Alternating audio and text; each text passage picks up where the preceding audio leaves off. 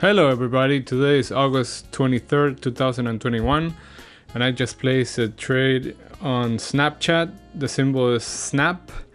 Why am I taking this trade is I'm seeing that it just broke the 20 simple daily moving average and I'm looking for it to go back up to the 80 level.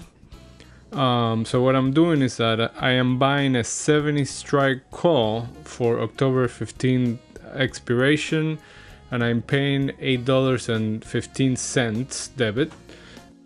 That's $815, but I'm not risking the full amount. What I'm doing is I'm risking about 40% of the total debit, which is about $490. If I start losing that amount, I'm gonna be out of the trade. Another thing that I will use to get out of the trade if it goes against me is that if we get a close under the 20 simple daily moving average. My target is the 80 area, and depending on how quickly the stock moves up, this trade could yield about 50 to 80% profit. Alright, so that's it for today. So subscribe and turn on the notifications for more trade ideas.